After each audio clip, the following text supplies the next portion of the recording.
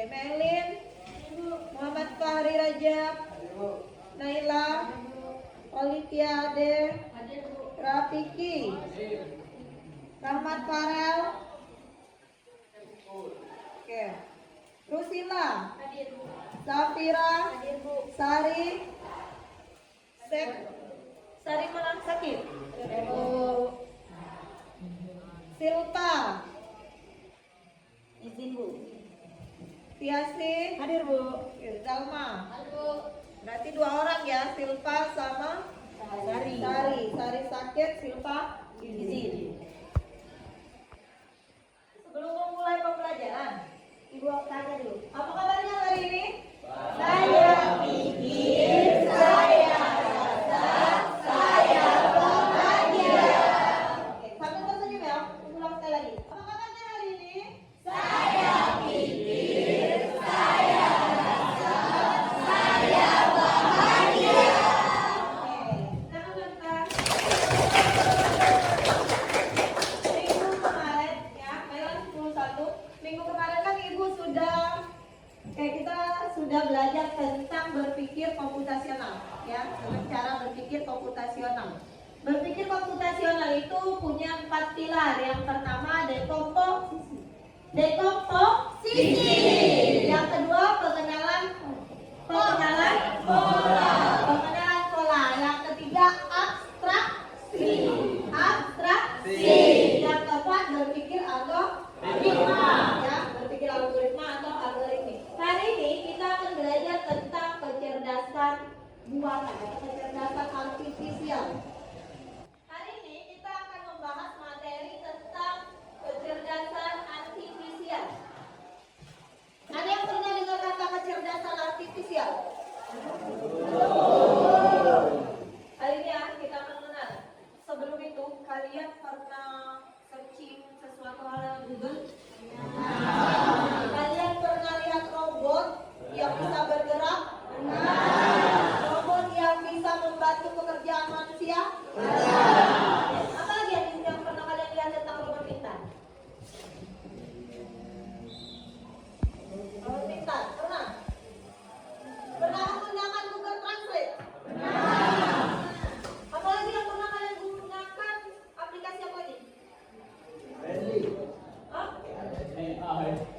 AI. Dan hari ini kita akan belajar tentang AI. Apa itu AI? Bagaimana cara AI bekerja? Ya, kenapa AI bisa mengeluarkan semua apa yang kita perlukan? Cara kerjanya seperti apa nih? Bagaimana bisa bekerja? Apa penyebabnya? Ya, kita bahas yang pertama itu pengertiannya dulu. Dari kecerdasan artifisial. Tadi kalian sudah mengatakan bahwa kami pernah belajar tentang AI. Ada yang tahu tentang AI itu apa? Apa itu AI? Apa yang kalian tahu tentang AI? Apa? Saya dulu. Siapa? AI itu cabang ilmu komputer yang berfokus pada pengembangan sistem komputer yang dapat meniru kemampuan berpikir dan bertindak seperti manusia. Nah, AI itu bisa meniru manusia. Ya, saya akan bahas. Sebelum itu, Ibu akan bacakan tujuan pembelajaran. Tujuan pembelajaran kita hari ini ada 3. Apa saja tujuan pembelajaran kita hari ini? Nih, yang pertama menjelaskan pengertian dan konsep dasar tentang kecerdasan artifisial atau yang kata kalian AI tadi. Ya, yang kedua siswa mengetahui dasar-dasar kecerdasan artifisial, bagaimana bisa bekerja AI ini. Yang ketiga siswa mampu mengoperasikan perangkat kecerdasan artifisial. Jadi hari ini kita akan mengaplikasikan beberapa AI. Kalian pernah buat video? Pernah buat video? Pakai apa? Pakai aplikasi.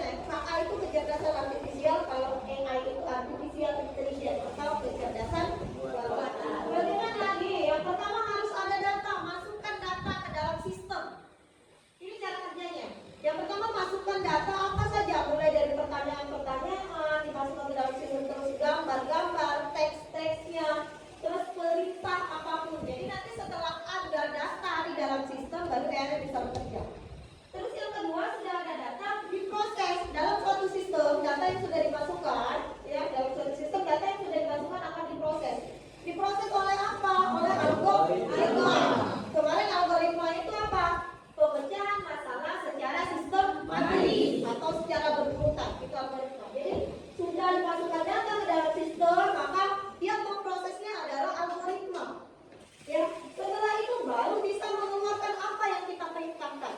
Misal, jika tidak ada data, misalnya kalian mau cari alamat rumah Naila pakai Google Maps, tapi ternyata tidak ada data yang dimasukkan ke dalam sistem itu alamat rumah Naila, maka akan terjadi error atau bias algoritma namanya. Tidak akan ditemukan oleh sistem. Sistem akan mengatakan tidak ada data yang terdapat di dalam sistem ini untuk alamat Naila. Jadi sistemnya tidak bisa bekerja. Kita walaupun kita pakai Google Maps, pakai apapun, kalau tidak ada data maka akan terjadi bias algoritma namanya atau error tadi bahasa kita ya. Ini KA punya karakteristik, ya karakteristik kerja ada 4 KA itu. Karakteristik AI atau KA belajar dari data. Jadi dia mempelajari data dulu. Dia bisa menirukan, robot bisa menirukan, bisa bergerak, bisa membantu manusia. Sekarang perkembangannya kan sudah canggih. Semakin robot bisa membantu pekerjaan manusia. Bahkan di pabrik-pabrik sekarang sudah banyak robot yang membantu pekerjaan kan. Nah itu belajar dari data. Sistem membacanya, orang akan membacakan sistem, oh, harus bergerak, harus mengangkat tangan, harus berjalan, itu semuanya data yang dimasukkan. Terus KA mampu beradaptasi dan meningkatkan performanya. Yang ketiga, KA bekerja berdasarkan algoritma dan model prediktif. Yang keempat, KA mampu mengenali pola dan membuat keputusan secara otomatis. Oke, jadi itu tadi prinsip kerja KA. Dan hari ini kita akan langsung uji coba. Tapi yang harus kalian ingat, KA itu atau kecerdasan artifisial atau robot yang dibuat itu tidak akan sempurna, pasti ada kekurangannya. Makanya kita harus meneliti dulu dari hasil, misalnya kalian nyari tugas dan dari jawaban tugas harus diteliti dulu, karena robot tidak sesempurna ciptaan Allah manusia. Kita sudah diciptakan sesempurna mungkin, punya akal, punya pikiran. Ya, jadi robot itu tidak akan menandingi, tidak akan menyaingi kekuatan atau pemikiran dari manusia. Contoh, kita kalau ketemu guru ya atau orang baru, kalau ketemu orang baru kita langsung ingat, ya kan?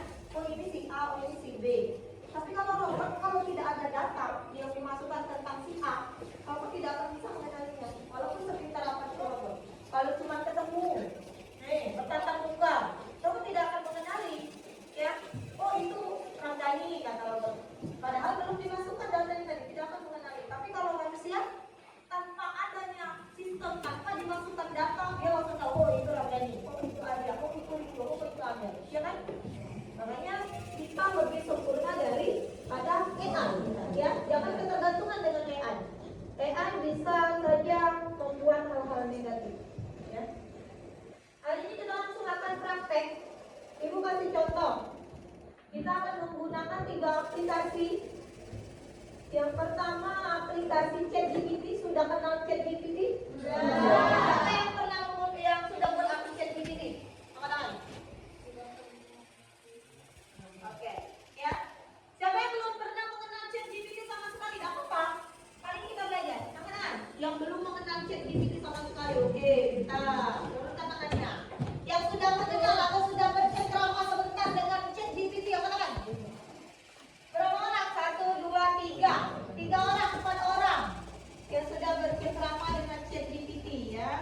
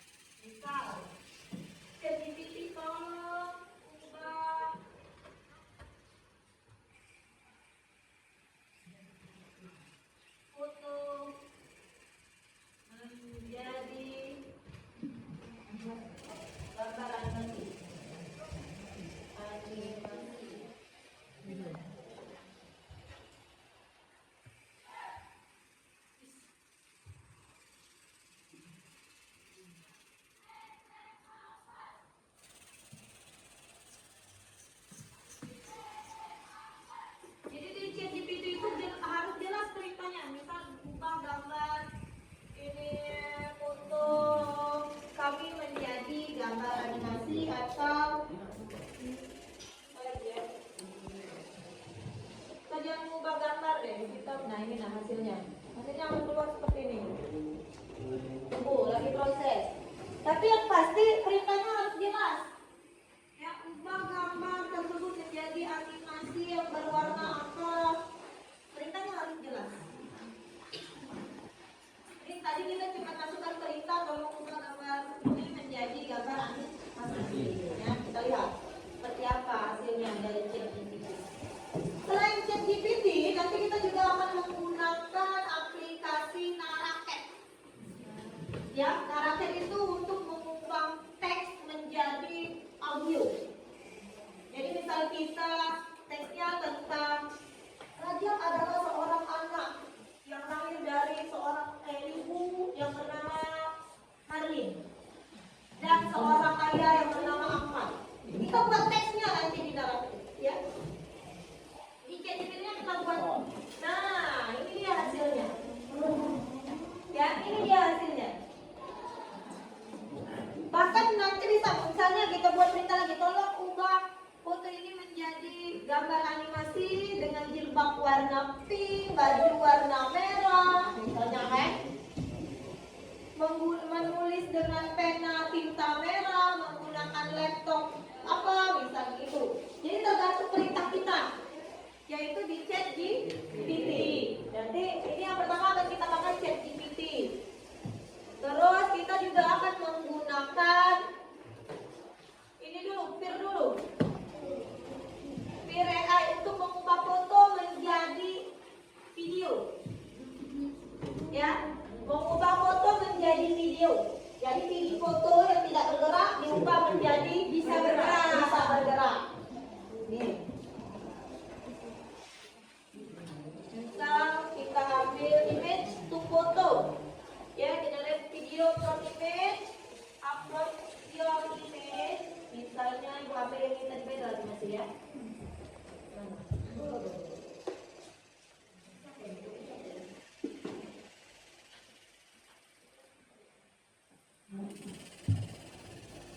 Ini fotonya ya. Misal.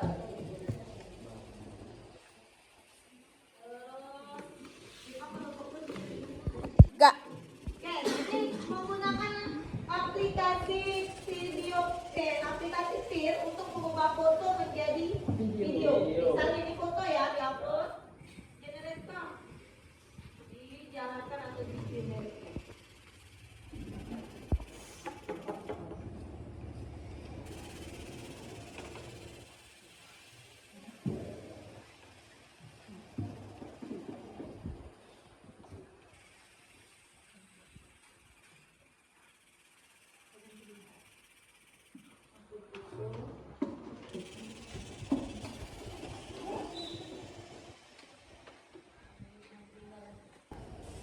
Assalamualaikum warahmatullahi wabarakatuh. Perkenalkan, nama saya Septiarta Nikasirin Anggraini dan teman saya Yasmin Melinda, saya Angelia Larina, saya Nur Handi, Saya Iqbal Tenggara. Di sini kami kelompok 1 kami akan mempresentasikan tentang 3 aplikasi yang kami gunakan. Yang pertama aplikasi Naraket, yang kedua aplikasi ChatGPT, yang ketiga aplikasi Pir. Yang dimana aplikasi ChatGPT kami mengubah foto gambar menjadi animasi. Dan di Naraket kami mengubah teks yang dari ChatGPT ke audio. Dan untuk aplikasi Pir kami mengubah gambar menjadi video yang bisa bergerak. Terima kasih, itu saja yang dapat kami jelaskan. Kami akhiri, wassalamualaikum warahmatullahi wabarakatuh. Nah, ini hasil dari kelompok 1 ya. Ini hasil dari kelompok 1, mereka menggunakan ChatGPT mengubah gambar menjadi gambar animasi. Ini hasil dari kelompok 1. Terus ini hasil audionya menggunakan aplikasi apa? Menggunakan aplikasi apa tadi? Mengubah teks menjadi audio? Naraket. Menggunakan aplikasi Naraket. Nih. Percaya bahwa seseorang telah melanggar judul asal mula Danau Maninjau. Gitu kan? Dahulu kala, di Sumatera Barat, Hiduplah sepasang kakak beradik bernama Sani dan Lani di sebuah desa kecil di lereng bukit. Ini hasil audio ya, dari teks GPT diubah pakai naratif menjadi audio. Ini hasil kelompok 1 ya, kita lihat sama-sama.